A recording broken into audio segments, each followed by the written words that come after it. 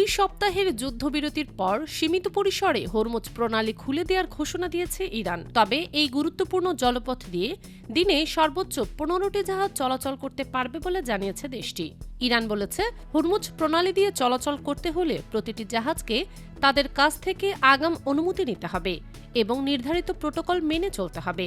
একই সঙ্গে যুদ্ধের আগের স্বাভাবিক অবস্থায় জাহাজ চলাচল ফিরতে আরও সময় লাগবে বলে সতর্ক করেছে তেহরান।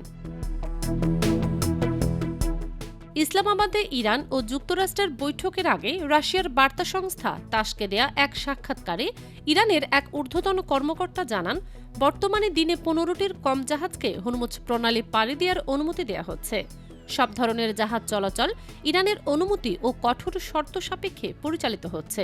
নতুন এই ব্যবস্থাপনার তদারকি করছে আইআরজিসি।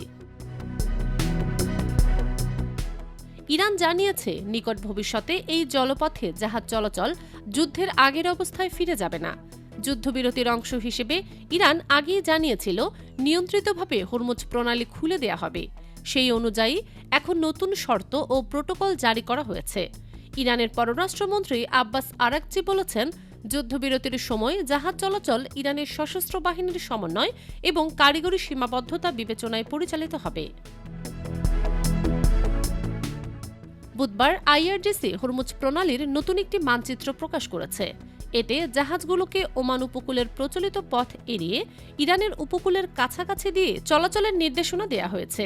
ইরানি সংবাদ মাধ্যমগুলো বলছে, প্রতিটি জাহাজ থেকে সর্বোচ্চ $20 লাখ পর্যন্ত টোল আদায়ের পরিকল্পনা করেছে তেহরান, যা ওমানের সঙ্গে ভাগাভাগি হতে পারে। এছাড়া প্রতি ব্যারেল তেল পরিবহনে $1 করে টোল আরোপের বিষয়েও বিবেচনায় রয়েছে। এই অর্থ সাম্প্রতিক হামলায় ক্ষতিগ্রস্ত অবকাঠামো পুনর্গঠনে ব্যয় করা হতে পারে। IBTV USA, new York.